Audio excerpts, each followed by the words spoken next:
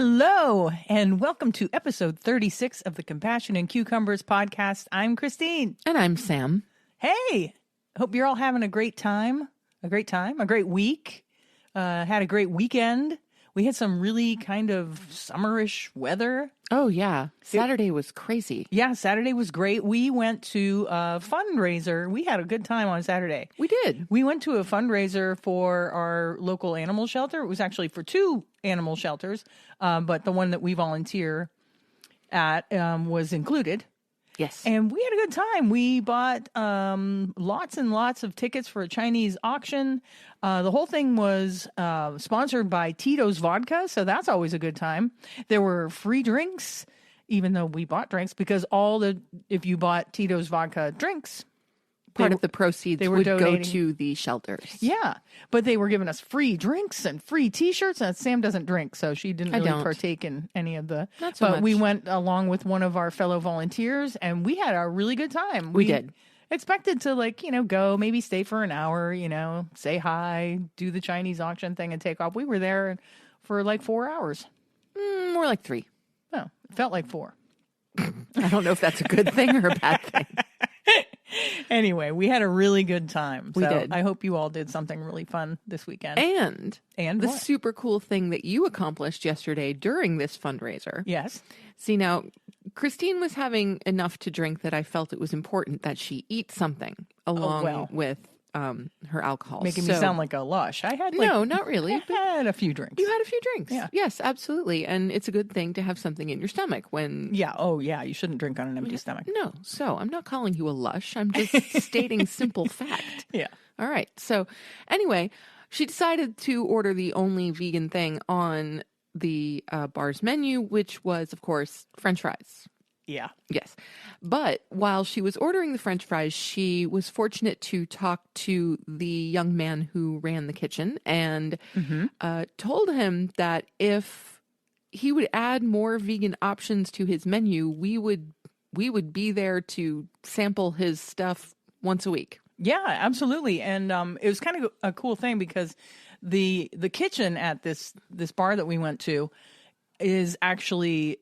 It's a separate business altogether. He's leasing their kitchen, and he has a very Latin kind of laced menu. Nice.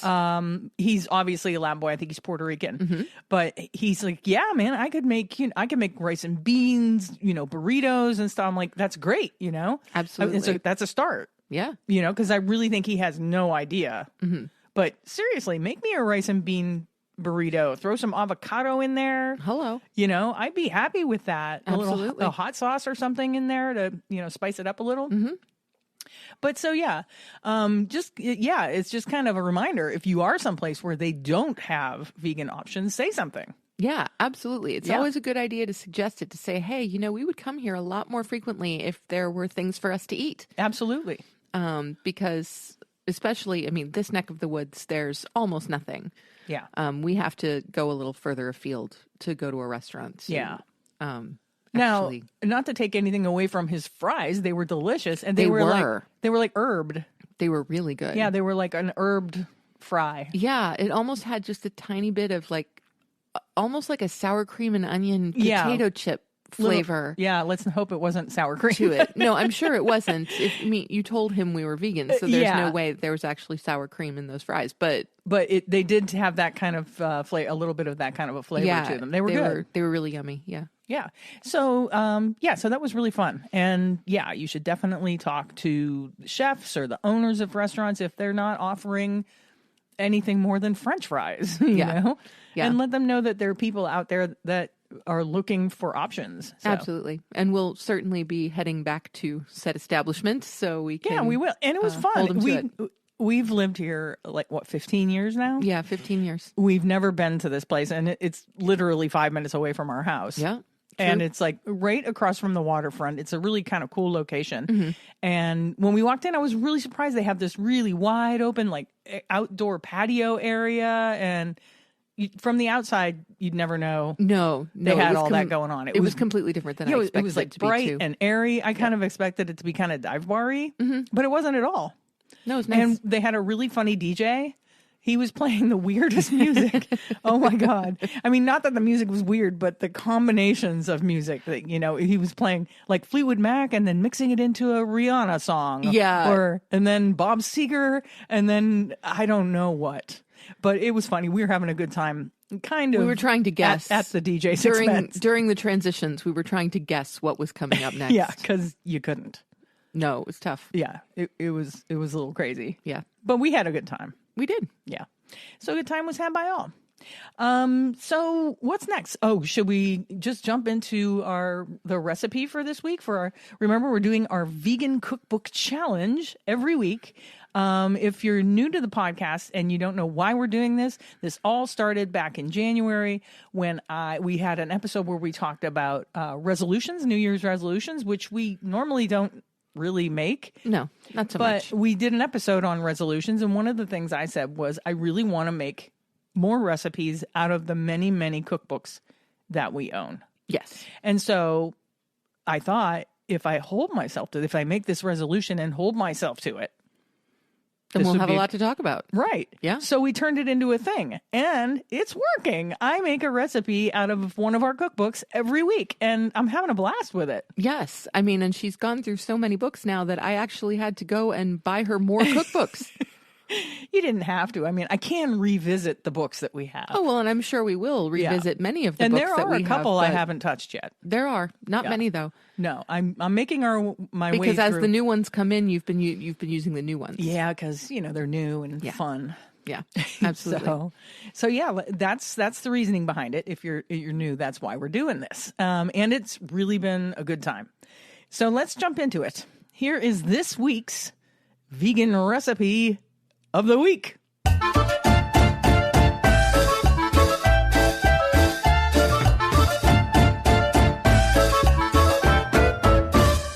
So this week we did a recipe out of a book that I was glad I was able to get my hands on because I believe it is out of print. And this is a little Western New York love because this book is by the vegan zombie, Chris Cooney, and his friend, Jon Tedd. And I don't know if you know Jon Tedd.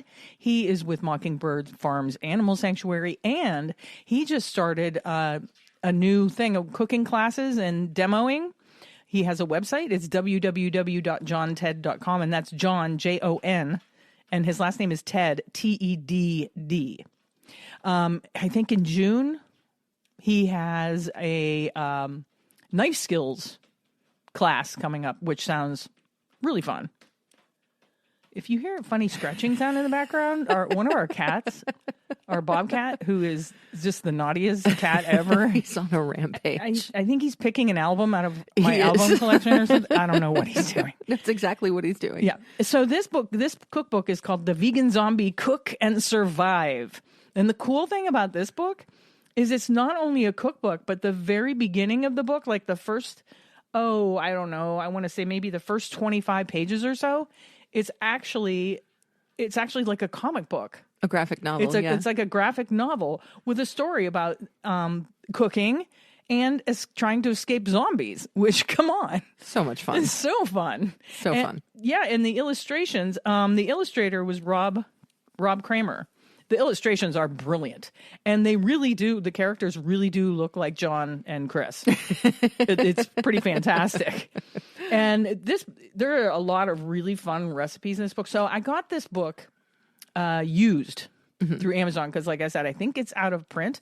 And the cool thing about the copy that I got is it's signed. That is fabulous. Yeah.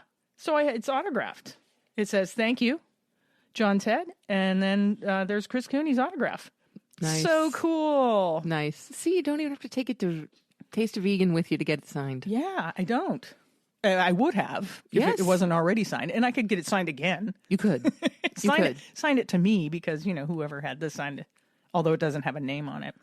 And I don't know if you're familiar with the Vegan Zombie. He's got a really great YouTube channel where he cooks and he tests vegan food out, and sometimes he does just like long format vlog kind of stuff. Yeah. You kind of get to know him and what goes on in his life. He's got a couple of dogs, and he just got a new house. It's like out in the woods somewhere in Syracuse. Really cool. Good. He's got some land. So He often just kind of goes through the woods with his dogs and shows you the land and stuff. It's really cool. So yeah, check out his YouTube channel. And he also has a website at theveganzombie.com where he has merchandise. He has some really cool t-shirts and stuff. So yeah, his t-shirt's one of my favorites. Yeah. Of all of our vegan t-shirts. The Ouija board design. Yeah, I love it. Yeah, that's a really cool shirt. He's got some other really cool shirts too on his site, so definitely check them out. So without further ado, the recipe, as I've yammered on, the recipe we made, because it was a little warm and we were really, really busy today doing, guess what? Building a shelf because I've run out of room for my cookbooks. Mm-hmm. It's true. And this shelf I bought a corner shelf, and I thought I measured right.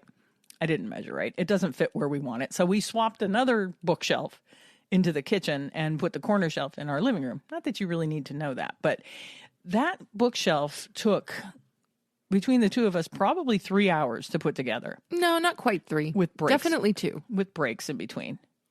So that took up most of our day. So I'm like, the recipe is going to be something a little quicker and a little easier. So we made the tempeh lettuce and tomato sandwiches. And Who doesn't like a good tempeh lettuce and tomato? I know I love them. Yeah. And the Tempe Bacon, which is also a recipe in the book, is made with a method that I've never used before. I've made Tempe Bacon, and I've done it where you make like a marinade, and you marinate the tempeh, but I've never done it where you actually cook the tempeh in the marinade first. Oh, okay. Yeah. And that did impart more flavor into it. It really I think. did. Yeah. Yeah. I thought this was wonderful. It's really great sometimes just to get some simple, straightforward recipes going. For the like staples kind of stuff. Yeah. And there are just days where a sandwich hits the spot. It was a really good sandwich. It was a really good sandwich. You picked good, crunchy lettuce, and tomatoes were good, and the tempeh bacon was delightful. The only thing that we were missing was some avocado. Yeah, I got avocado, but the avocados are not ripe yet. So we got to wait on those. No, unripe avocado, I mean, they're hard. That's how unripe they are. So that didn't happen. But next time I make them, I'll make sure I have a ripe avocado, because that would definitely be good. It would definitely brighten it up a little bit, but it was perfect the way it was. Yeah, it's a perfect sandwich. Yeah, it really is. Yeah. And I served it with a little salad on the side with some homemade goddess dressing that I made, which turned out really good. Yeah, I love that dressing. And that recipe is just something I winged. It's I Googled a little bit. I had, I don't know if you've been to Trader Joe's and got they have like a goddess seasoning mix. And I had that in my cupboard, and I'm like, oh, I want to make a green goddess dressing and use that seasoning mix, to bump up the goddess flavor. Plus, I had some parsley left over from tabbouleh that I made, and I didn't want that to go bad. Right. And so, that made the dressing nice and bright and green. Right. And we also had a ton of kale. Yeah, we also had kale that we had to use up. So, so that's what we served on the side with a salad. And it was a really satisfying meal. Yeah, really light but satisfying meal. Especially after like slaving over a bookshelf all day. I'm telling you, if I never have to screw in another screw, holy crap, this bookshelf, because it's a corner unit, so many screws. I mean, I must have screwed in, 40, 50 screws. Well, you weren't the only one who was working on the screws. I know. It was just a lot of screwing. My hands hurt. Boy. But I would make this recipe again. And there's a lot of really good recipes in this book. Stuffed peppers, pizza rolls. Come on, pizza rolls. Well, who doesn't like a good pizza roll? I want to make that. And the pictures in this book are really good. Chocolate mousse recipe, brownies recipe, s'mores, crispy treats, cauliflower bites. Ooh, look at this one. What I think she's trying to say is that we will be using this book again. Yeah, there's a lot of good recipes in here, and I'm looking forward to trying more of them out. So, do you have anything more to say about the sandwich? No, I was very happy with the sandwich. Yeah, me too. Yeah, I do. I just absolutely love sandwiches, and on a day where it's just a little bit too warm to fire up the stove or the oven, this is I really didn't feel like slaving over a hot stove. No need to slave. No, it's not required. Yeah. But no, thank you, Chris and John. That is a great recipe, and I'll definitely be making my tempeh bacon with that method in the future. Sure. It's really good. Yeah, because it turned out fantastic. I'll give you a little hint. There's molasses in the marinade. There you go. I've never made a marinade for tempeh bacon with molasses in it before. I Cool. mean, maybe other people know about that, but I think that's a really cool addition. Yeah. To give it, more of a caramelized feel. Yeah. Yeah. It worked. Yeah. And so, with that being said, this week is number 2, the second time. What am I talking about? Where are you going? We are revisiting what we've now decided is going to be a recurring segment. A monthly segment. What she's recurring trying to say is today will be the second time that we have done the Compassion and Cucumbers Top 5 Challenge. That's what I was trying to say. Yeah. It's the Top 5 Challenge.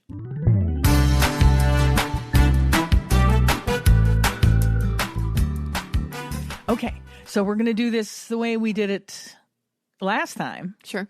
Where we read a category, we each go through our 5, then we move to the next category. That sounds fine. Instead of like ping-ponging back and forth. Yeah. No need for ping pong. Okay. So let me just pull up my categories here. She has the high-tech version. I have the printed on paper version. I printed it out. Okay, our first category. Ooh, and I wanted to shout out Sarah Woodard for sending us the first 2 categories. And if anybody out there has any more category ideas, send them to us because we want to be able to say these are listener categories. So our first listener category is top 5 vegan chicken nuggets. So I have to admit, I had a little bit of trouble with this category simply because I'm not sure I can name 5 chicken nuggets that we have tried and that I could rank. Well, I could, so. Like, for example, well, then you are just more up on the chicken nuggets than I am. I don't know. You might just not remember every chicken McNugget, every chicken nugget that we've tried. Well, it's entirely possible. Like, I know we have some raised and rooted in the freezer, but we haven't tried them yet, those so yet. I can't talk about those. No. All right. But anyway, you want to go? Sure, I'll go. So I started from Morningstar Farms.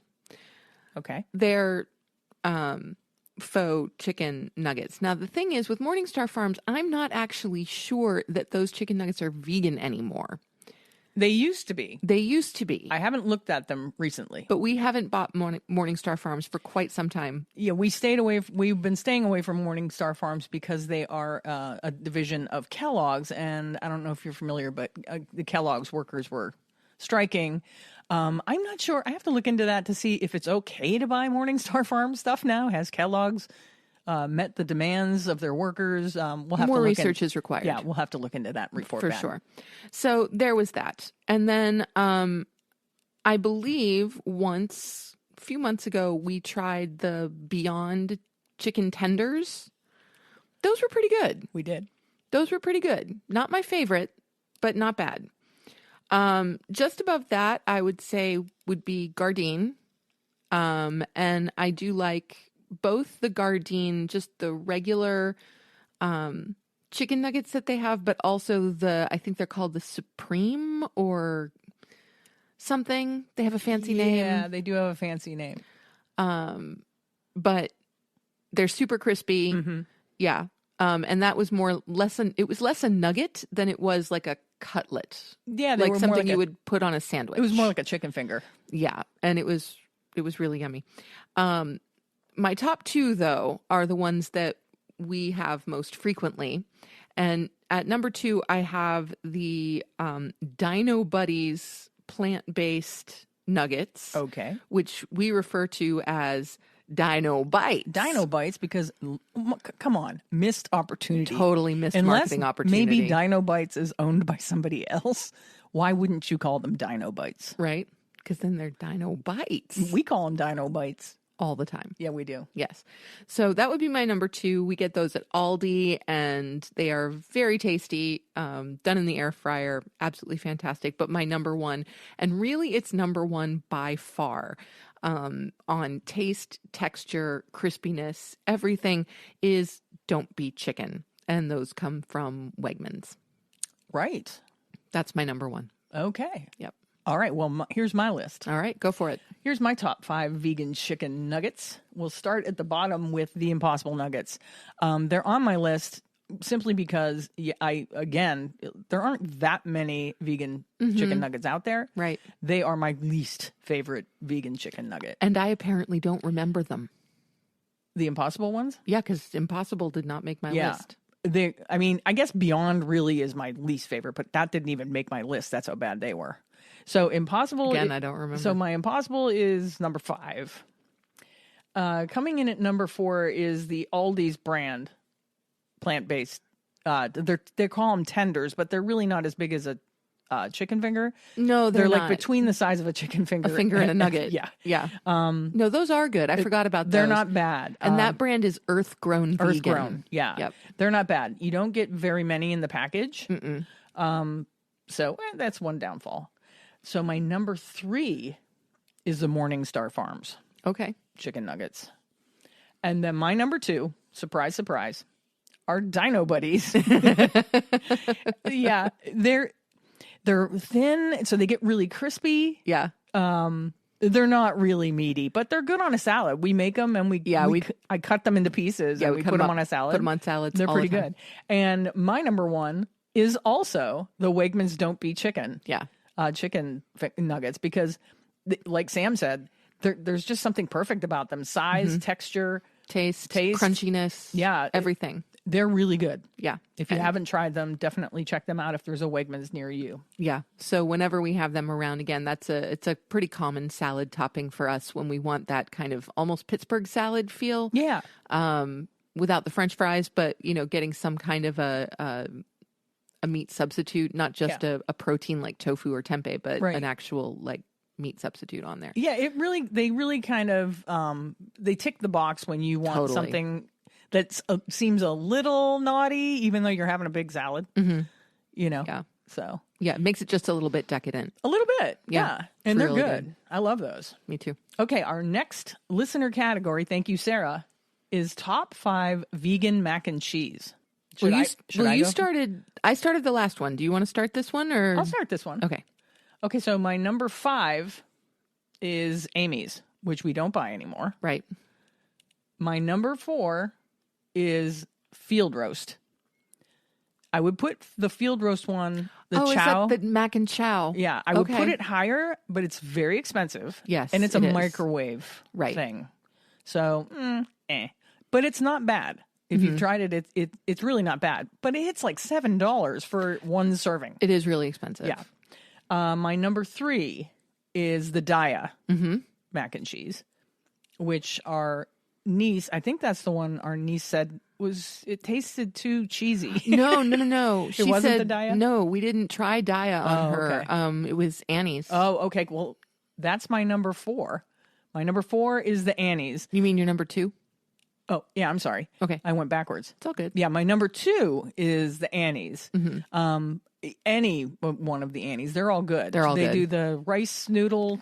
They have rice noodles, and then they have organic whole wheat noodles and various types of vegan cheese. One of the sauces has like sweet potato and pumpkin. Yeah, you can't always find all the varieties at the same store. No, but they they're have a all lot good. of varieties, and they're all pretty good. Yeah.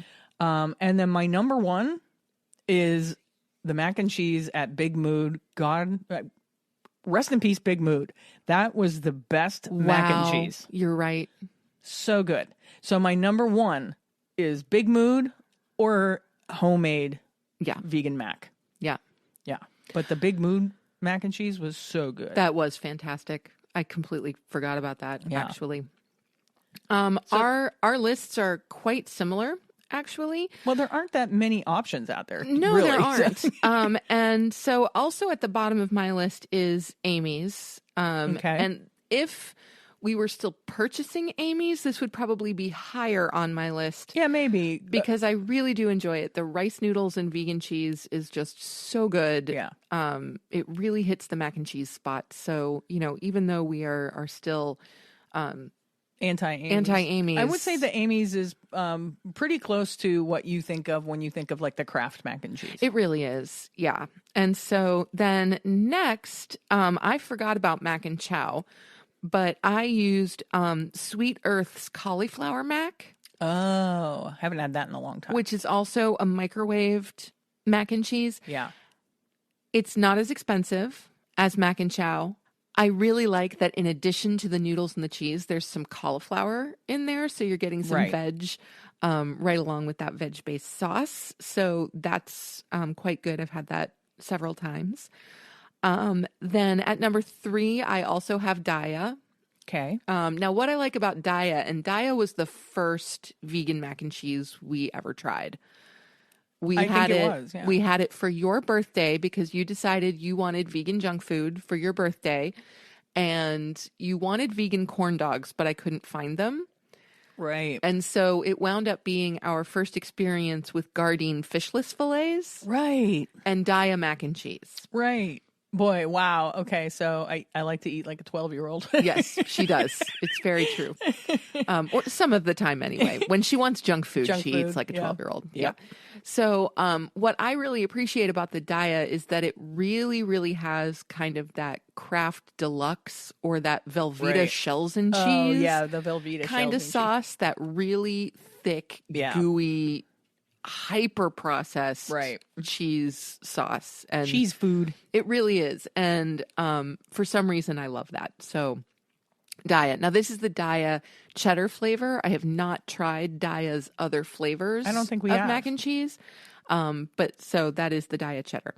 Then I have at number 2 Annie's. Again, many varieties, all of them good.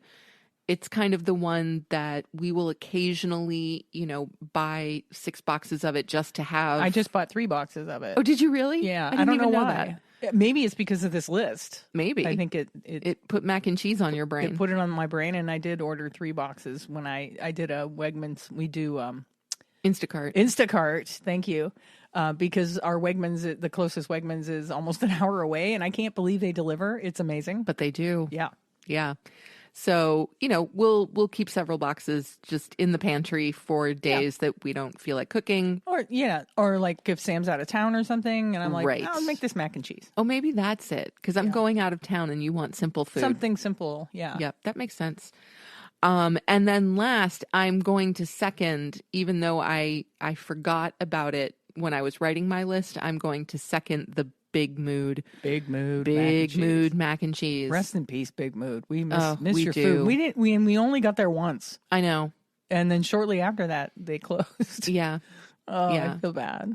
I feel bad for all the people that work there. But well, and the circumstances too were just terrible. So it was bad. It was a bad thing. Yeah. Yeah, not fun. But yes, so Big Mood or homemade. I made a pretty decent mac and cheese a couple of weeks ago. Right after my surgery. Yep. Right. And it turned out pretty good. It was very good. That's top 5 vegan mac and cheese. Our next category is top 5 fruits. Yes, I'm so glad we're talking about fruit because we left them out of the last top 5. That's why I put them in. We were talking about veggies and I'm like, well, what about fruit?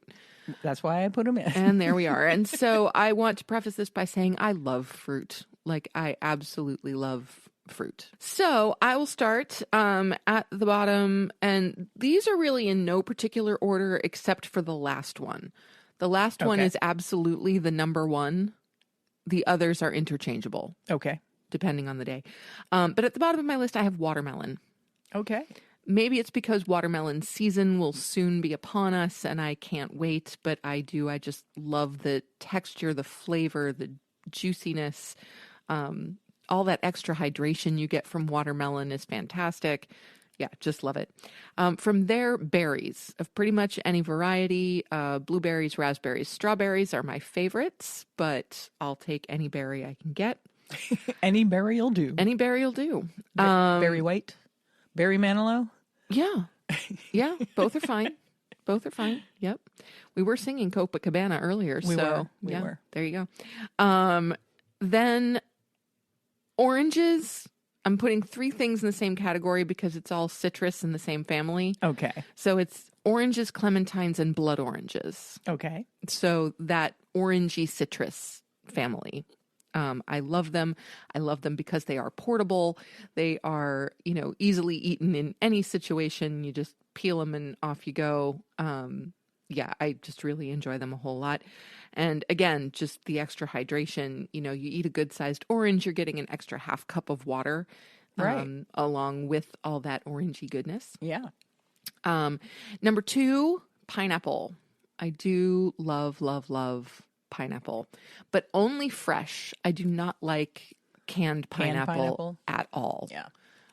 It's too sweet. It's too sweet. It just tastes wrong, but real, right off the core pineapple is one of the best things out there. Mm-hmm. And then my big number 1 on fruit. Can you guess? Mango? Yes, definitely mango. I Hey, love ding, ding, ding, ding, mango. So I always look forward to mango season, and so we should be having some mango soon. Mango. Love mango. If he's not vegan, let that mango. Okay, so my top 5, that was bad. Sorry. It was. My top 5 fruits, starting from the bottom at number 5, is watermelon. Cool. Check it out. We both have watermelon in the number 5 spot. My number 4 is grapes. You and my mom love like the grapes. grapes. I do too. Yeah. I don't go for them immediately. Like, it's not what I think I of don't when I either. think of fruit, but when they're around, I'm Yeah. like, ooh, grapes. Yeah, and I don't often buy them because you can only buy grapes in large quantities. Really big quantities, So it it's like, seems. Yeah. all right, do I really want to be eating grapes all week? So a lot of times I don't pick them up because I don't want them to go bad. Right. But like my mom will often have green grapes in her fridge, and I'll be like, ooh, grapes. That sounds good. Especially in the summertime, right out of the fridge, they're Really refreshing. Yeah. My number, where are we? 3. My number 3 is pineapple. Love pineapple, and like you, fresh pineapple. Gotta be fresh. My number 2 is bananas. I love bananas. I know you do. I've never been a huge fan of banana. I don't know why. Not sure why. Give the bananas some love. Come on. I might have a couple bananas a year. Right. Like, unless you make banana bread. Oh, yeah. Yeah. And then my number 1 fruit, I already talked about it. My number 1 fruit is apples. Yeah.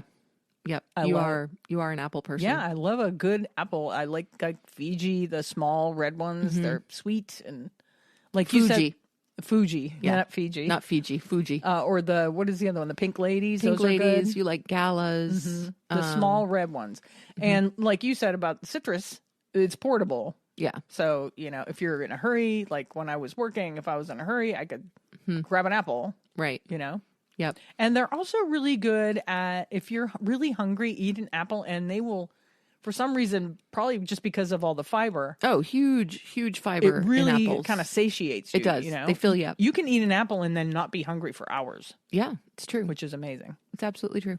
So there you go. There's our top 5. But I'm just noticing fruits. a fruit family that I completely neglected. Yeah. And, I know I'm not supposed to add in extras. You always do. I know. Well, not always. Sometimes I come up short. Yeah, okay. So what? All right. The whole peach, nectarine, apricot. Oh, your stone fruits. Stone fruit family. Yeah. Yes. I love those as well. Yeah. And then you can throw pears in too. Like, I'm sorry. It just goes on and on. I love fruit. We should do like an entire thing of just fruit. Yeah. Your top 5 stone fruits. Yeah. Your top 5 berries. Yeah. Stone fruits, though, yes. Yeah. Peach, nectarine, apricot. I do love those. Me too. I love apricots. It's one of my favorites. Yeah. Fresh, dried, doesn't matter. Yeah. Apricot is great. Yeah. And they have such a short season if you're buying them in season. Okay, moving on. All right. Our next category is top 5 ice cream flavors. Go for it. Oh, is it me? I think so. Okay, coming in at number 5 is Neapolitan. And I have yet to find a vegan Neapolitan. I know there's one out there. There's got to be one out there. One would think. But I've yet to find it.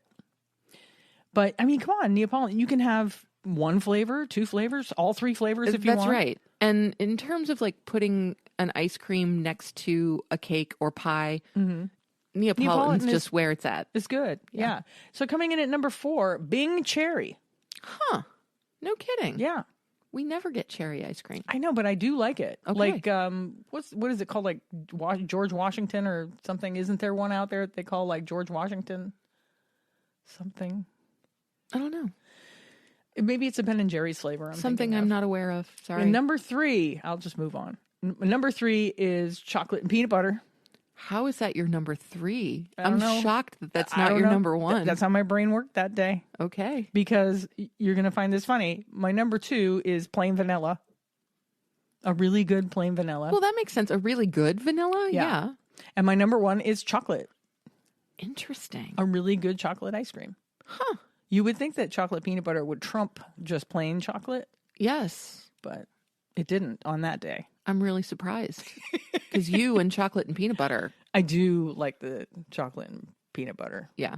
Yeah. But I also like a really, really well done chocolate peanut butter or chocolate ice cream. I haven't really found a chocolate vegan ice cream that I'm like, ooh, this is really good.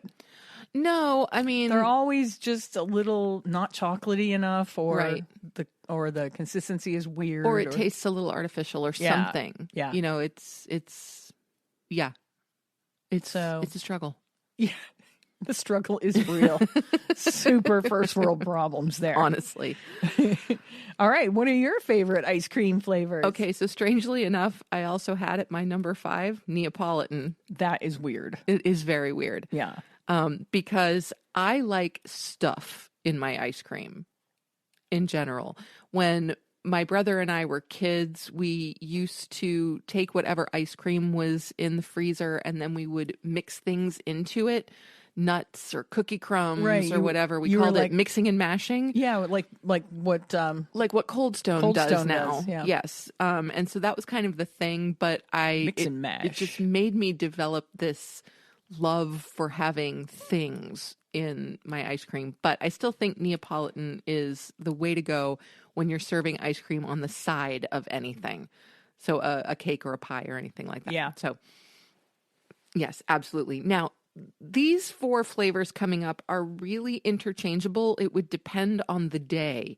Right. Which combination we're talking about. Right. All of them start with chocolate. Okay. Which should not be a surprise. No, not at all. No. So they all start with chocolate.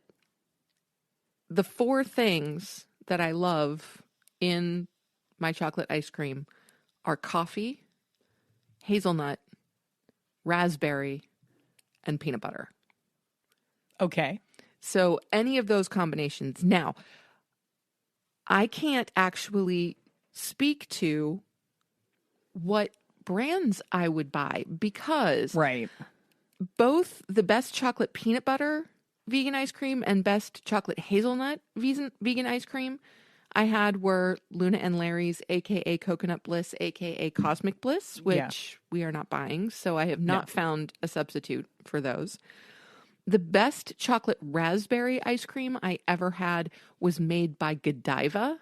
Oh, I remember that. And it was dairy. And Yeah, so that's a dairy ice I've cream. never had a non-dairy chocolate raspberry ice cream. But the chocolate raspberry that Godiva made, I want to say 15 to 20 years ago, amazing. Yeah. Like ridiculously amazing. And I did today have a So Delicious chocolate and coffee, like a mocha almond fudge ice cream bar. Was that good? Very good. Okay. Yes. So Delicious. We can definitely put them up there. It's an almond milk base. And it was really very good. I've always liked the texture of their non-dairy ice creams. Yeah, they make a salted caramel that's really good. Trying to remember other flavors I've had, but yeah, I do like them. Yeah. Is that the end of your list? Well, yes, because those 4 flavors are. I see what you did. Those were all 4. Oh, So it's chocolate funny. and peanut butter, chocolate and hazelnut, chocolate and raspberry, chocolate and coffee. Okay, So I yeah. see what you did there. Yeah. I think it's really funny that we both had Neapolitan in the 5 spot. I I do too. That's so weird. Yeah. Because when was the last time you had Neapolitan? I don't remember I because, don't either. as you said, we haven't found a I vegan used Neapolitan ice cream. I mean, this is like going back to like when I was a kid, and you get like the carton of Neapolitan, like the paper carton. I mean, half gallons. Do they still sell ice cream like that in the paper cartons? Well, I mean, they're still paper cartons, but they have lids now, right? They have lids now. Well, you used to like have to peel it back the top. Right. Do you remember that? I do. And there was something about the texture in Neapolitan ice cream. It was like super, super creamy. Yeah. It was probably so fake. I mean, I don't know. Depends what brand you're buying, I I'm suppose sure. it does depend, but I just remember it being like super creamy. Cool. Yeah. But that's weird that we both had it in number 5 spot. Yeah, especially since we haven't had it in at least 4 years. Yeah, wild, right? Crazy. Yeah. We need to manifest a Neapolitan ice cream? A dairy-free Neapolitan. Yep. All right, we'll work on that. Put that out there into the universe, and maybe you'll like see it when you go shopping tomorrow or something. We do have a ice cream maker in the I know. pantry. Well, that's another thing. I would like to.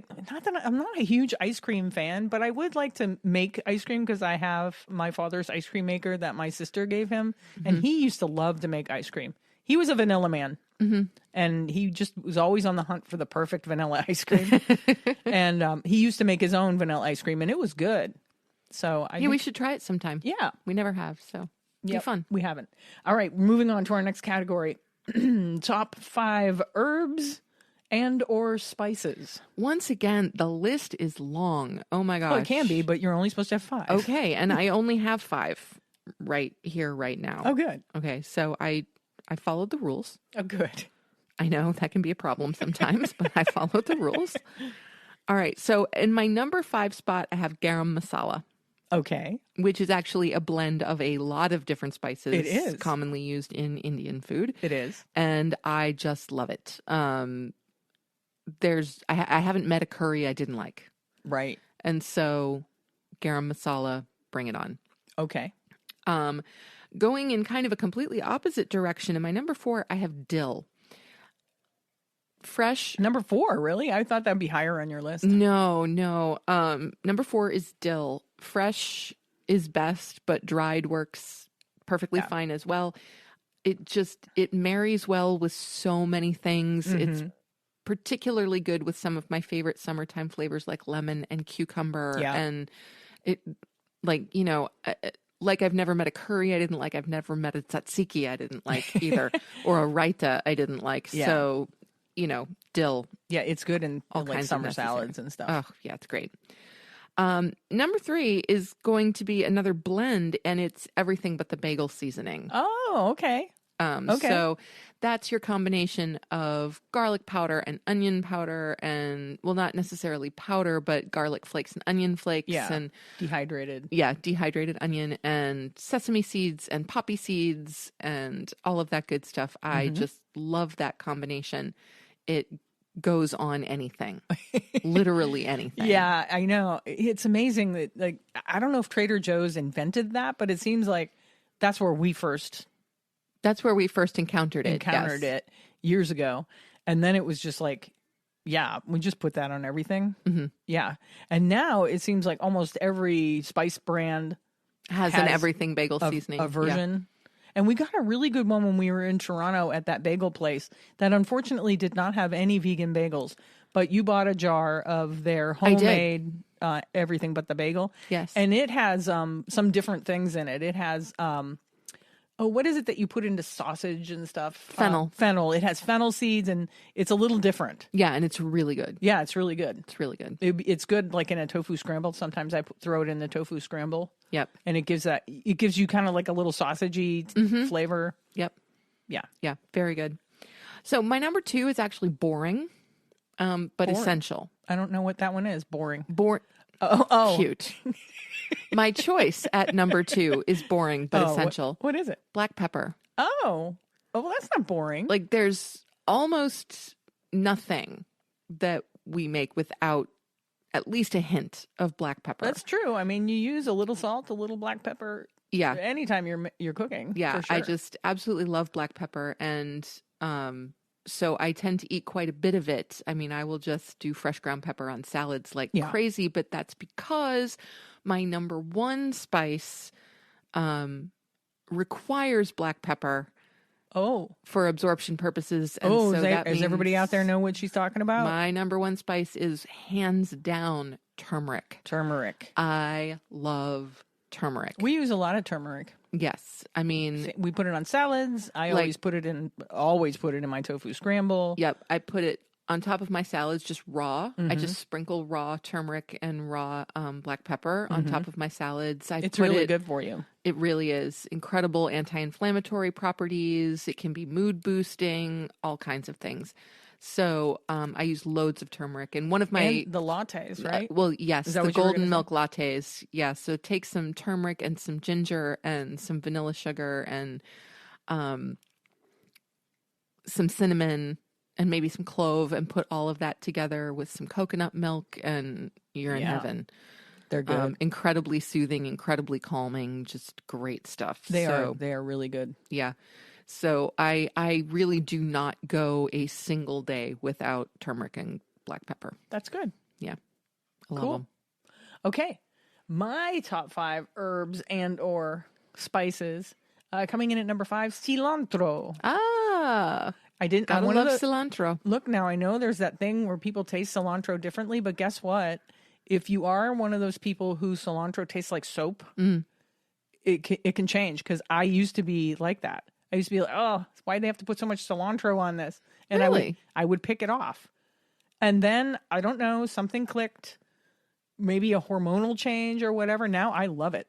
It's great stuff. Yeah, bring on the cilantro. So my Yep. number 5 is cilantro. My number 4 is basil. Yeah, I knew basil was going to come up for Yeah. you, and there really is nothing like fresh basil. Oh, I love it. The last couple of years I've had some trouble with growing my basil. Really, I think I've had trouble taking care of my basil. Yeah, I think that's more the I problem. plant it outside and then I don't know, the weather gets really hot and I get cranky and I'm just like, whatever, die. I'm tired of taking care of you.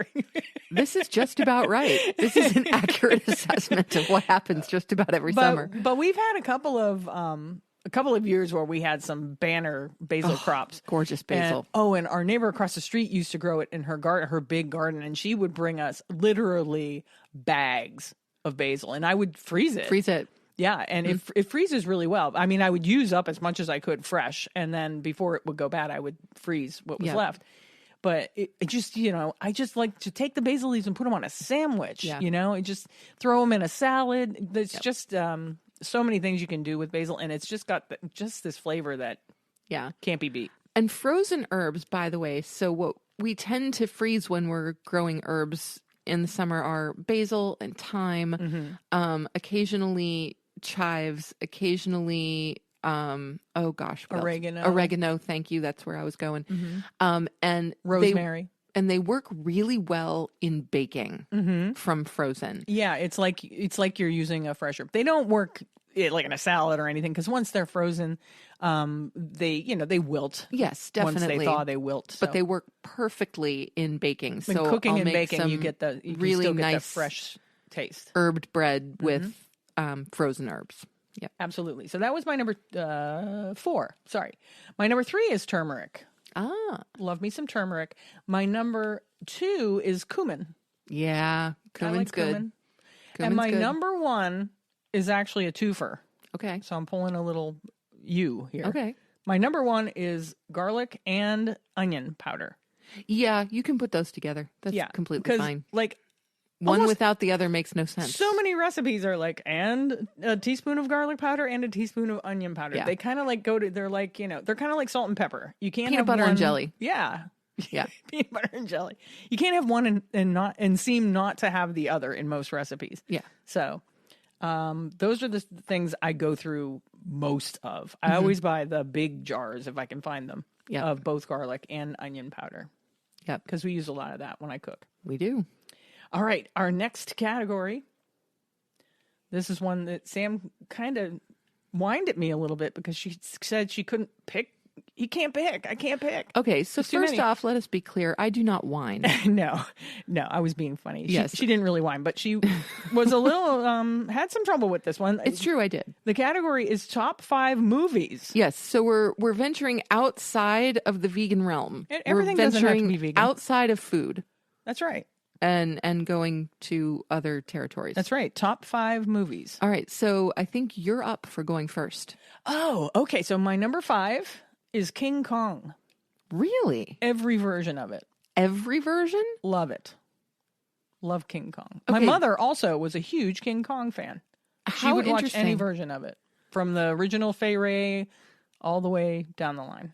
Okay, I find it incredible that after essentially living together for 15 years, You didn't know? No. This is completely new information to me.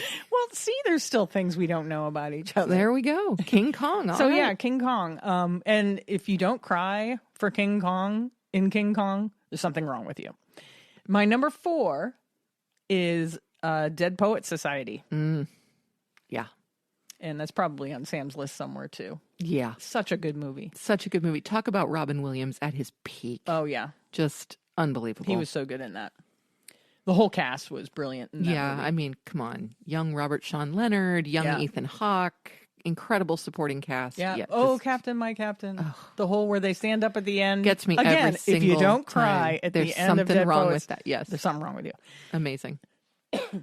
Excuse me. My number. There's an ant on my computer. Okay. My number 3 is The Big Night. Yes. Now, this might be a movie that not everybody is super familiar with. It was an independent film, and it wasn't like a big blockbuster or anything.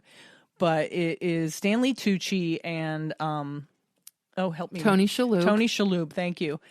Play Italian brothers who have an Italian restaurant in New York, and they're struggling. The restaurant's kind of failing, Yes. but there's supposedly a very famous person that somebody they know is going to get to come to the restaurant. Yeah. And so this kind of gives them this energy.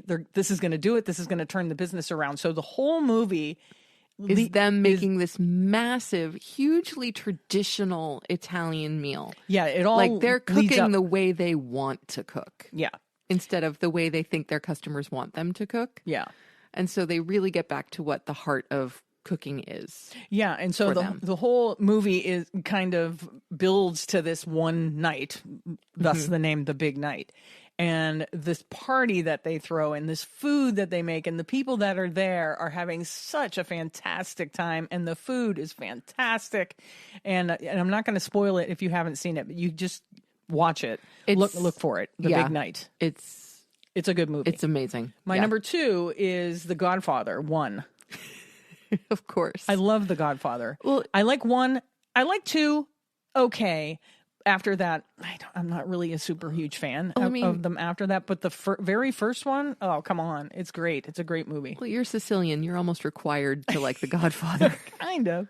I'm kind of. And we're probably related because, my family were Jenkos too. So There you go. And then my number 1, can you guess my number 1? Moonstruck. Moonstruck. I notice a theme here. My last 3 movies are all About Italian Italian Americans. families. Yeah.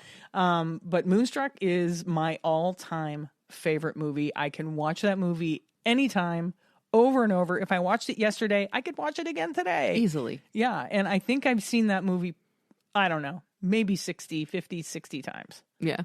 And it never gets old for me. Right. It's so good. Yeah. All right, what are your top 5? I'm really anxious to hear.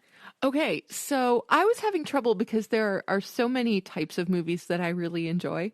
I love international film, particularly Bollywood movies, and so I was like, okay, I feel like there's got to be one of those on the list. And So then you think I should have like categorized them by genre or something? No, not necessarily, because I don't feel like I need to name 5 movies in a particular genre. Right. But and then it was. It's hard. It's I know. hard. But It's it's really just hard. like the top 5. And what does it say at the top of my top 5 list every It time says, I send it to you? don't think too much. Just write the first 5 things that you like. Exactly. But I feel like a top 5 can be like a really in-depth look into somebody's personality. It can be. And so, I want to be mindful of that. That's all I'm saying. What are your movies? Okay. So I put at number 5, this is actually a Bollywood film, but not a Bollywood film in the way most people think of Bollywood film, which is as huge movie musical spectaculars. Okay. This is a movie called My Name is Khan. Oh, yeah, that's a good movie. My Name is Khan. And I came across this movie when I was in India several years ago. And it is the stunning story of a Muslim man living in San Francisco, I believe, and a relationship that he develops with a young Muslim American woman. And he has Asperger's syndrome, and she helps him to essentially navigate the challenges of everyday life with Asperger's syndrome. And part of it goes through the backlash against Muslim Americans post 9/11. Mm-hmm. It's it's just a gripping, beautiful movie. Yeah, it's a beautiful film. I absolutely love it. Now, unfortunately, the copy that I bought in India, we can't play here. It doesn't work here. No, because I forgot about the formats. Regions. Yeah, I forgot about the regions. And so I bought this like in the Mumbai airport on my way out of the country, and we can't play it. So no, not unless you also, next time you're in India, pick up a VCR. Right. Or was it VCR tape or a DVD? No, it's DVD. Okay, pick up a DVD player next time you're in Mumbai. I don't have plans to go back anytime soon, so maybe next time we go back to Mumbai. Maybe. What's your number 4? My number 4 is, hang on, look at my, okay, Searching for Bobby Fischer. Oh yeah, good one.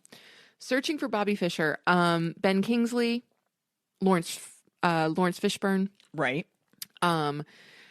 And this amazing child actor who plays a young chess prodigy named Josh. Yes. And there's just something about that movie, just the incredible intellect and maturity, but still just innocence and wonder of this small boy who just happens to have an amazing gift. Yeah. And the reactions of the adults around him who are trying to help him develop this gift, and also to, kind of make sure that he retains some semblance of childhood, but do it in different ways that are not necessarily in the boy's best interests. I think sometimes they get a little selfish, but happily, eventually they all realize it, and, it all comes around that, the kid just ends up being a normal kid who happens to be gifted. Yeah, that's a fantastic movie. Yeah, fantastic movie. So on to number 3. I'm going to go with Stand and Deliver. Oh, another good one. Edward James Olmos. Yeah. Love, love, love Edward James Olmos in anything, in absolutely anything. But for those of you who have not seen Stand and Deliver, this was a mid-'80s film, I want to say. I think you're right. And it's Edward James Olmos who is portraying calculus teacher Jaime Escalante, who taught in the Los Angeles, in one of the many Los Angeles school districts back in the day. And he took essentially a school that was failing on all cylinders and kind of turned it around by teaching his remedial math students calculus. Right. And they all eventually, through the course of the movie, they all end up passing the AP calculus test, which is not a small thing. No. Math is not my strong suit. I never attempted it. I wouldn't didn't want to go anywhere near it. And probably would never. So, and the things that kind of did for the community, that the community then started to rally around these kids and around this school saying, hey, wait a minute, we are more than just, the kids from the barrio. We are capable. We are smart. We do have skills. Yeah. It's a real feel good movie. It's fantastic. Yeah. Absolutely love it. So that's number 3. Number 2, I had to go with my cult classic, Clue. Clue. I was waiting for that. Clue. Now, are there other Clue fans out there? Because there have to be. Clue is definitely a cult classic. And I think it's one of those movies like either you love it or you're like, eh. But I'm now that I've seen it so many times because Sam loves it so much. I've kind of come over to the dark side. You're kind of a little bit. Yeah, you're not fully there yet. No, but not fully. No. You can't quote every line yet. No. There are some good quotable lines. There really are. Yeah. And so anyway, this is a movie, one of 2 really that I remember my brother and I sharing on a regular basis throughout our childhood. Friday night would come and we would ride our bikes to the video store down the street to rent Clue and watch it at least 3 times in the space of a weekend. And so it's just something that my brother and I share. And I'm very happy to report that he has passed on the tradition to his daughter. He has, our niece Lucy, who now she's a Clue fan. She's a Clue fan. And I also knew when I met the young man who was to become my best friend in college, one of the ways I knew he was going to be my best friend was that he too was a huge Clue fan. Right. And I'm like, okay, this guy's cool. And that proved to be true. Yes. So yeah. Jonathan, if you're listening, you know I'm talking about you. Flames on the side of my face. Exactly. Yeah. And then it's a cute movie. It's just great. I love it. It is so absurd. Yeah. So absolutely absurd that it's wonderful. And I'm sorry, Tim Curry in that movie is just not to believe. Run down the hall. Like it cracks me. I know it's coming and it still cracks me up every single time. All right. And then Christine was not wrong. This one did end up on my list. Number 1 is Dead Poets Society. Dead Poets Society. This to me was almost a life-altering movie. I remember seeing it when movies, I was right? I think I was in high school when Dead Poets came out, and went to see it, and just the way Robin Williams' character, Professor Keating, approaches teaching and approaches language and approaches life in general was just so incredibly inspiring to me. And, that he did it all with grace and humor and humility. I don't know. I actually feel like that movie actually had something to do with why I'm a teacher. Oh, I can believe that. We're going to pause here while I get something away from one of our cats that he's not supposed to have. Uh-oh. Again, the bobcat. Yes. And I'm back. All right.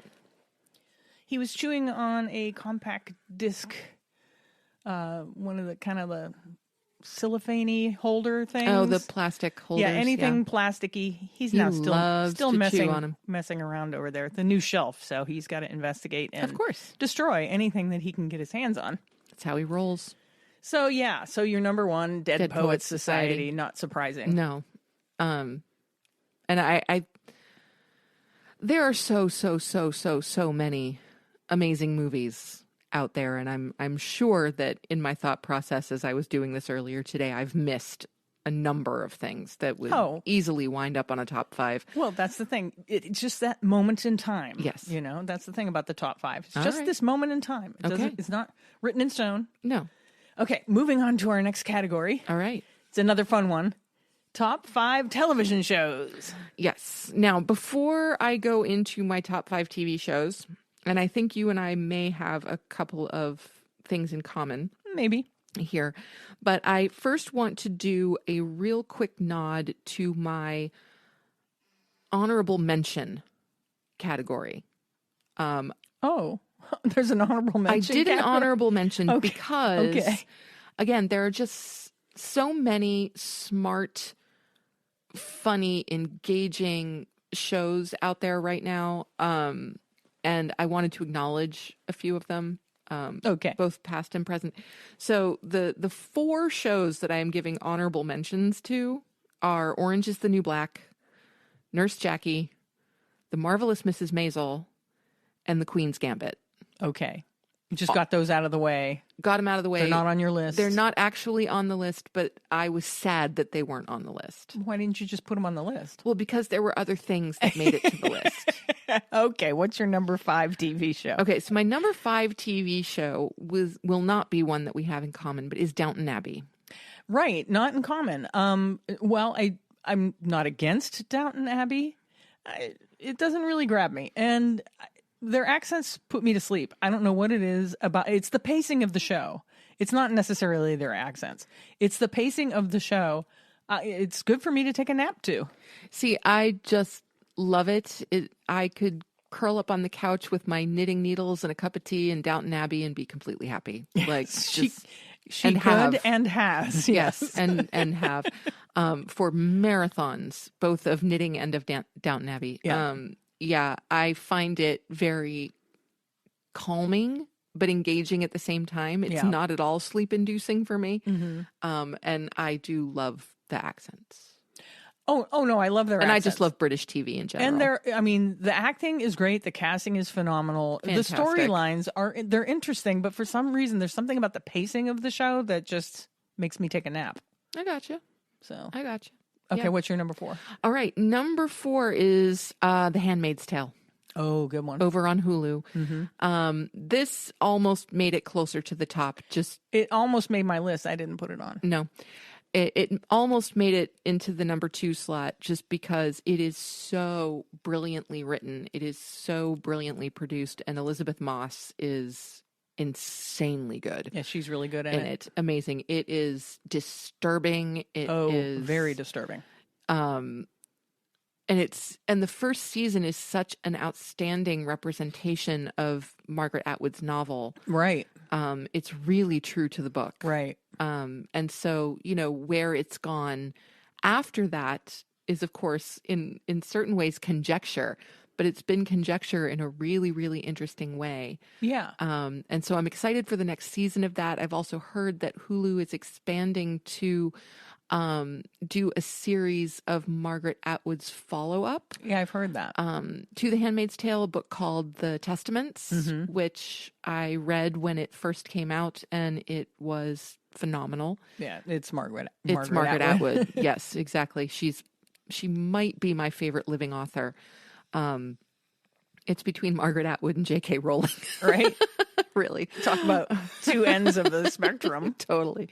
But so anyway, The Handmaid's Tale it's just brilliant television. It's really well done. So intelligent. Yeah. So it's savvy. And it's disturbing. Yeah, it's intriguing. And the character, the way the character development is fantastic. And the dystopian universe is built so perfectly that you're like, okay, yeah, no, things aren't like that, but it's not too far off from what could be. So, and that's why it's so delightfully disturbing. Yeah. Yeah, love it. Just love it. Number 3. Number 3 had to go with Sherlock. Oh, yeah, that's a good show. The one with Benedict Cumberbatch. Well, first of all, I'm a sucker for anything that involves Benedict Cumberbatch. I know. He's good. I just love him. Absolutely love him. He's kind of right up there with like Eddie Redmayne. There are certain British actors that actually most British actors I just absolutely adore. Yeah. But Benedict Cumberbatch is at the top of the list, and he really is at the top of his game in this show. In Sherlock, yeah. It's wonderful. Yes, in the later seasons, things get a little bit out there, but I think that actually adds to the fun. Yeah, I know. It becomes a little unbelievable, but he is so quirky and entertaining as so Sherlock likable. Holmes. Yeah. Yeah, it's fantastic. Yeah. So love that. Okay. Number 2. Okay. And this is at number 2 with a caveat. Oh, gosh. Is Game of Thrones. Oh, okay. It's a caveat because really I'm only talking about seasons 1 through 5. Yeah, they kind of jumped the shark at the end. The there. wheels came off the wagon. Yep. Seasons 6 through 8. Yeah. You know, and I understand that they no longer had source material to work from and all of that, but oh my God, if they just listened to the fan forums, they could have written much better because, ending. Wow, the fan fiction out there on Game of Thrones is insanely good. Yeah, the fans came up with so much better material than the writers did. Yeah, I think. they really did. So the showrunners really did kind of tank the last 3 seasons. Yeah. I mean, they weren't awful. They were still watchable. They kind of copped out. I think some of it had to do with money, with budget. Maybe, but still, I really just feel like they took kind of easy way outs of certain things. Yeah. And I know that the books are huge. And yes, I'm like everybody else. I'm waiting for the next one to see what actually happens from, you know, the point where we ended. But seasons 1 through 4 in particular are just genius television. They're really good. It can get a little violent if you're not wanting to watch. I don't really watch those scenes. Sam always looks away when there's violence on television. She always closes her eyes or puts a blanket over her face. It's true, I do. I don't like seeing it. But they are constantly beheading people and stuff. It seems that way. And yes, there are times where the violence can get a little bit out of hand. Yeah. But just in terms of storyline, the casting is exceptional. Yeah. The storyline is good. And I'm amazed that some people really don't like that show or don't give it a chance because they think it's too locked in the fantasy world. But I don't really think it is. Not. I mean, the politics. Aside from the dragons, right. Most of it is just like politics. Yeah. Absolutely. I mean, it's the Wars of the Roses, really. Yeah, it really is based on the Wars of the Roses with dragons. Yeah, Wars of the Roses with dragons. Yeah, and there's a new one coming out. Yeah, House of the Dragon. Yeah, so more dragons. More dragons. And that's never a bad thing. No, that was always my favorite part. The dragons. They are pretty cool. They're really cool, and the CGI was really well done. So. Yeah. So just in terms of everything in the first 4 seasons, writing, acting, special effects, just all locations, like their filming locations are insane. New Zealand and Northern Ireland and Croatia and Spain. New Zealand. Didn't they do New Zealand? Oh no, I'm thinking of Lord of the Rings. You're thinking of Lord of the Rings. Yeah. But just it's really stunning if you haven't seen it. And then my number 1, which I think we are probably going to share. Maybe not. I don't know. I didn't go as deep as you. Is The West Wing. Oh, The West Wing. Why isn't that on my list? It totally should be on my list. We watch The West Wing all the time. Yeah. The West Wing all the time. is essentially our number 1 heavy rotation kind of show. If we can't find anything new on Hulu or Netflix that we really, really want to watch, then we'll go back to The West Wing because, you know, even though it's 20 years old, it holds up. Oh, it totally holds up. And again, it's always relevant. And what you realize is things don't change. Nothing changes. Like we've been trying to, our government's been trying to, and I use air quotes here, which you can't see, but I'm using them, accomplish all the same things that we are today. Yeah. You know, the politicians are promising all the same things that they It really promised. is quite amazing. It's, Yeah. It really so is. outside of the fact that all of their technology looks incredibly outdated now. I mean, they have flip phones. Yeah, they do have flip phones, so that's kind of entertaining. But Aaron Sorkin's writing, again, first 4 seasons are just amazing. And 1 and 2 in particular are, I mean, honestly, I want to say season 2 of The West Wing might be my favorite season of any television show ever. One thing I can say about The West Wing is how many shows are the pilot, the characters are already so developed. So incredibly well drawn. Yeah. Yes. I mean, like by the end of the show, you know who these people are. Them. You're immediately engaged with them. It's pretty amazing. Yeah. So Aaron Sorkin's writing is just so spot on. Yeah. I like anything he does. Yeah. He's amazing. Yeah. Newsroom. Studio 60 the Newsroom was incredible. Newsroom is really good. Studio 60 on the Sunset Strip is a fantastic show that should never have been canceled. Yep. Agreed. Yeah. Yeah. So good. Well, the Newsroom shouldn't have been either. Yeah, the Newsroom also was canceled. And I think a lot of his shows get canceled because of budget.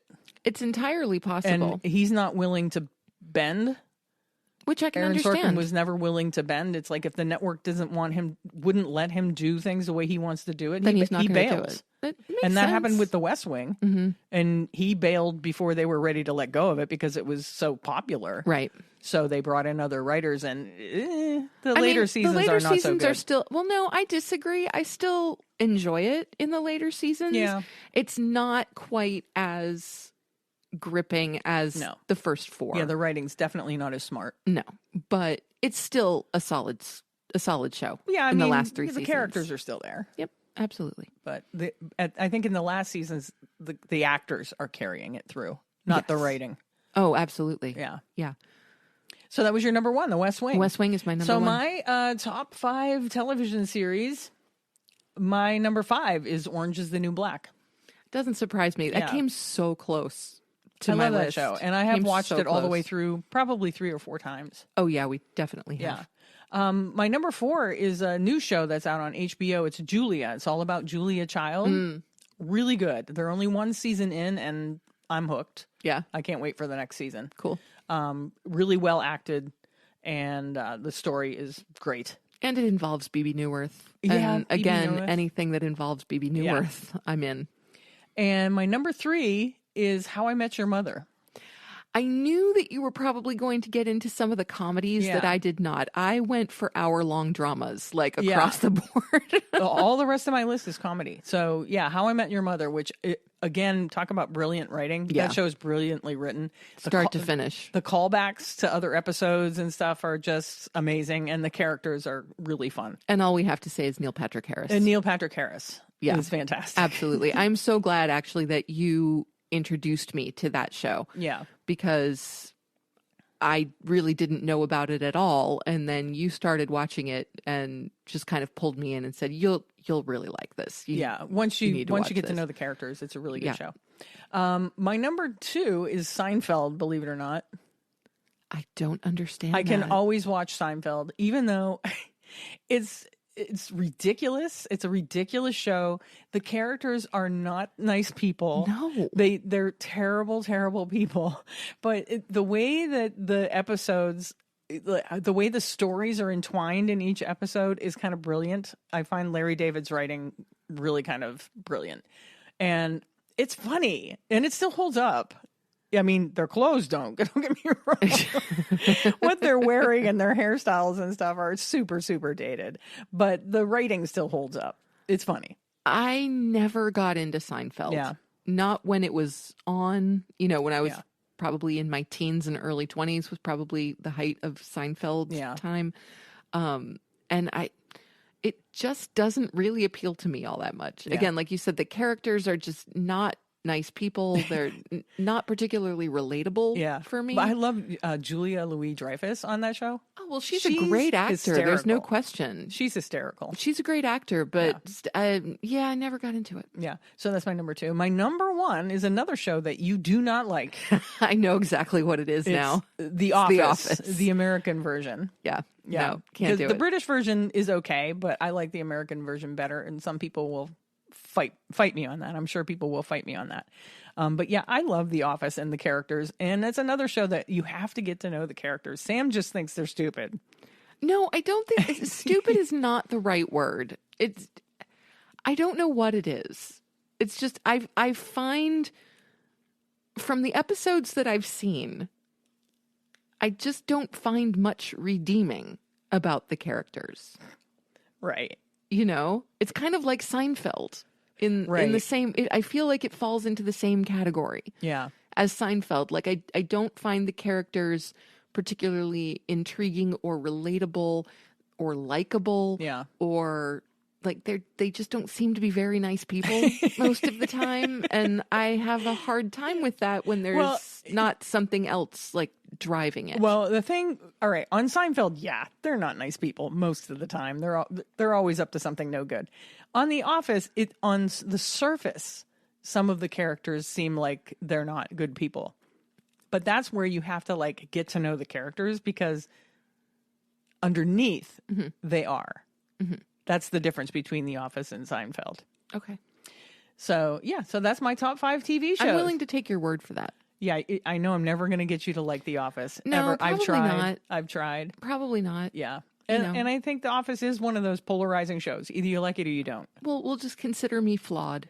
No. Because I am not a a lot fan. of people don't Yeah. like The Office. But Well, I love it's it, one of and those I can things watch that it over and over You again. get to watch at night when you're trying to fall asleep. Yeah, You and know. I will. Yeah. Okay, our next category. And Sam rolled her eyes at this one, too. She's like, how am I supposed to know? But we had a little talk about it, and she's like, oh, okay.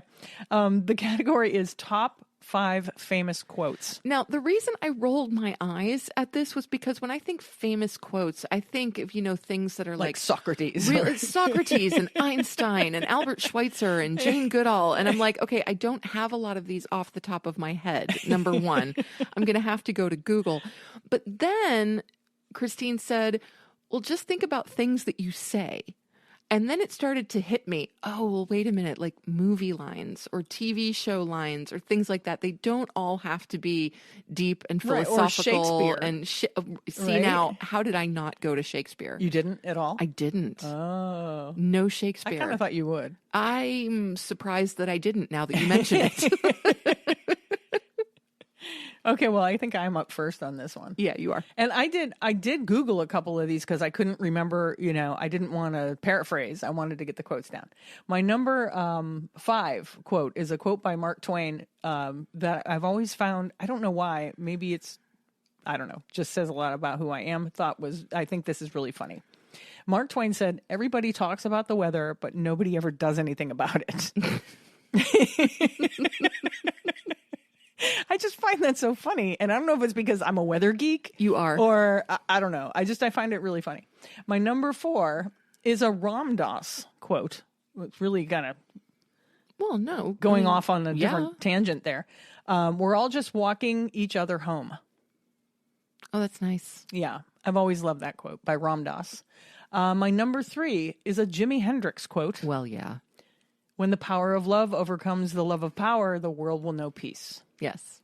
That pretty much says it all. It really does. Right? It really does. And thank you, Jimmy. Yes. My number...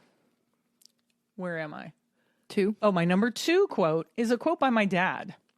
He used to say this a lot when I was younger and I would get into trouble, but he never wanted to squelch my creativity. Mm-hmm. He would say, well, if it feels good, do it. Meaning, it's wrong, but if you're going to do it anyway, then just do it. Go Harry. So that's my number 2. And my number 1 quote, which has always been my all-time favorite quote, and funny enough, somebody else just today quoted this quote on Instagram. I think they were doing a meditation. They're doing a daily meditation, and it came up on their daily meditation. Oh, okay. And I'm like, that is my all-time favorite quote. It's by Anais Nin, or Anais Nin, however you want to say her name. I think it's Anais. It's Anais. It's Anais. I was right the first time? Mm-hmm. Okay. And the quote is, and the day came when the risk to remain tight in the bud was more painful than the risk it took to blossom. Yeah. And I always used to keep that on my bulletin board in my office. And because it's just a good reminder that, sometimes you want to do things and you think it's too scary to do, mm-hmm. but it's scarier not to do. Yes. The scary thing. In the long term, yes. Yeah. So that's my number 1 famous quote. What are yours? Okay, so we don't match at all. Oh, I didn't think we would. No, we don't match at all, even though your Jimi Hendrix, mm-hmm. yeah, that's one of my favorites too. Yeah. It didn't pop up into my brain because of the way you sent me when we were talking about this earlier. But anyway, okay, so I do have a couple of, kind of the philosophical quotes. The first one is from Rumi. Okay. And that's live life as if everything is rigged in your favor. Oh, yeah. Just the idea, go through life being happy and confident and acknowledging the good. I just absolutely love that. Yeah. Yeah, absolutely love that. And trusting, I think it says a lot about kind of trusting that whatever obstacles come your way, you'll be able to meet them. Mm-hmm. And so I love that. And I love Rumi in general.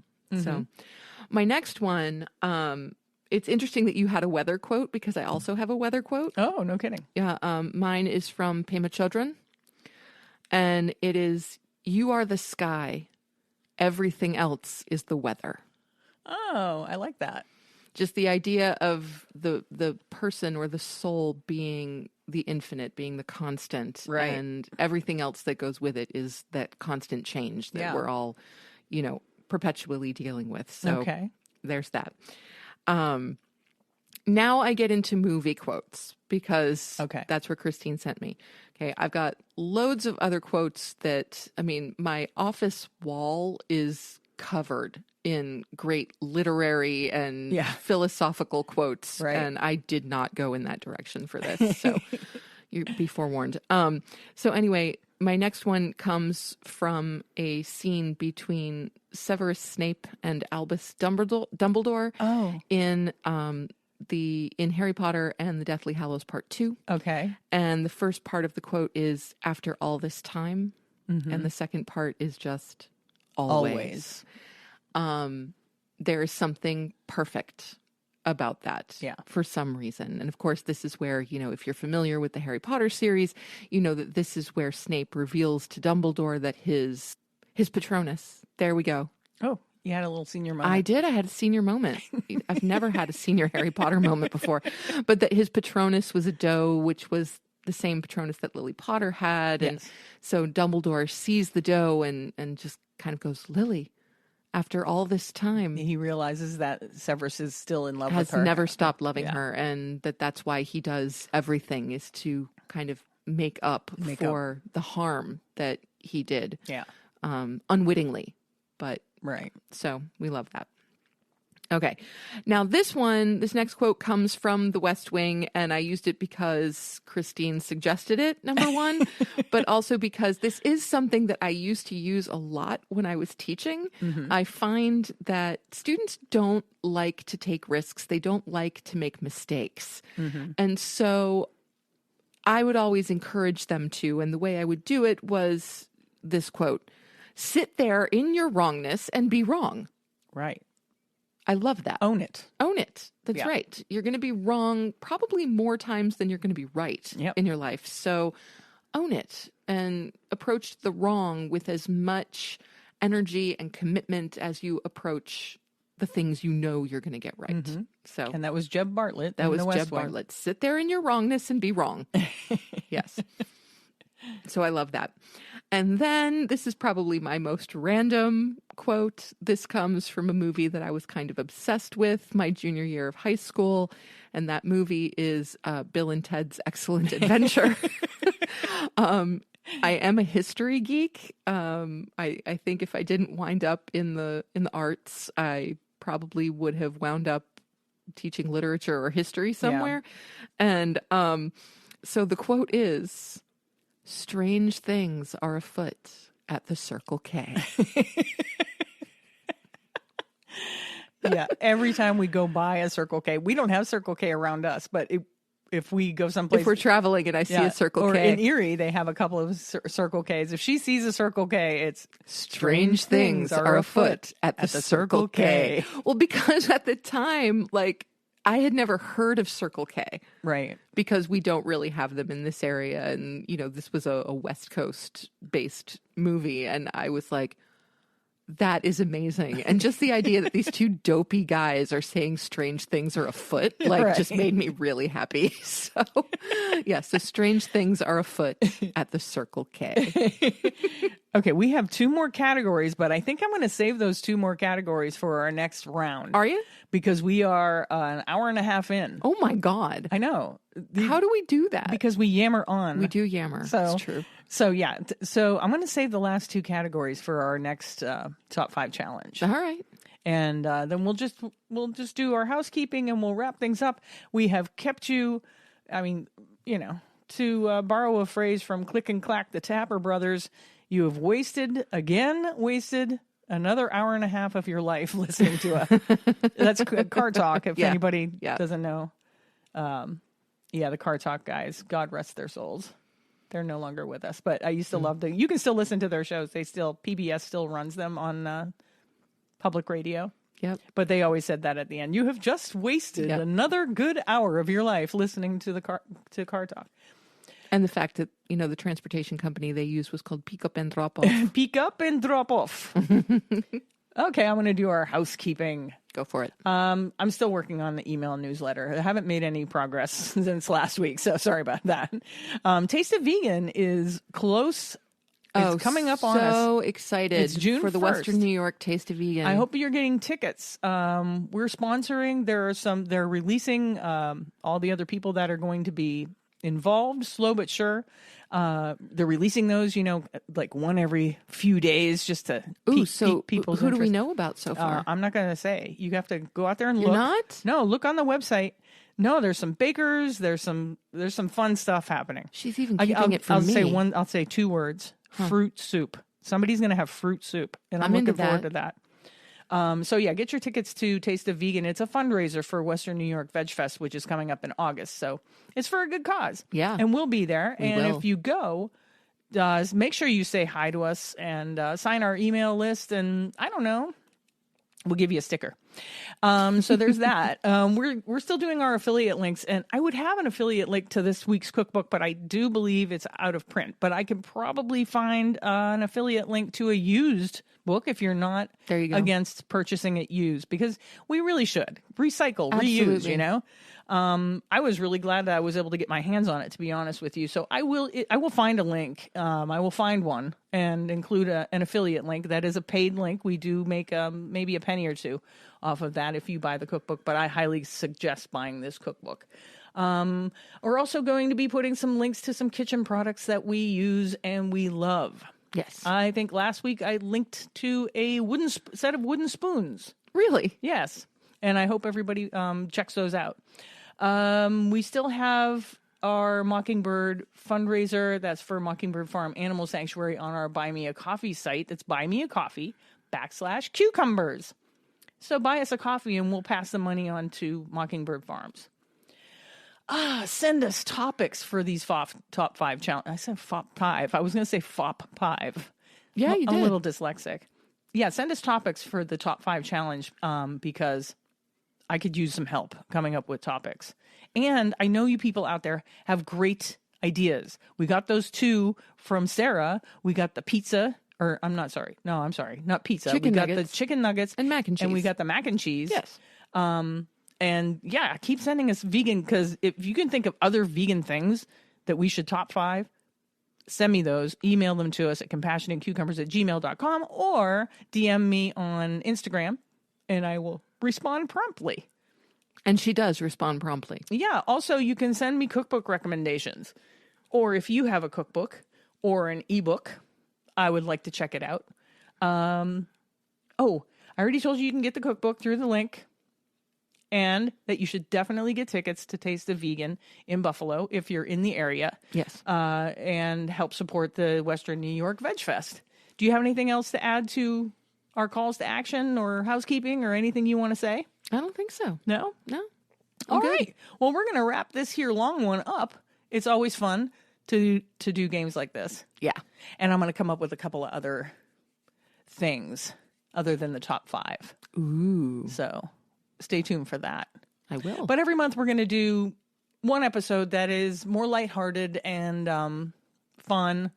And less issue-oriented. Yeah, less issue-oriented, because we can all use a break from the seriousness of the world right now, I think. No argument there. Yeah. All right, everybody. Thanks so much for listening and for all your support. We love you all. Hope you have a really great week, and we'll see you on the flip. Yes. Thanks, everyone. Bye-bye.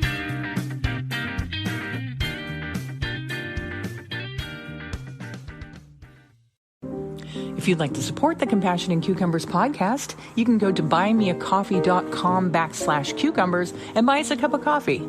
Thanks so much for listening and for supporting us in what we're doing. We're really having a good time with it.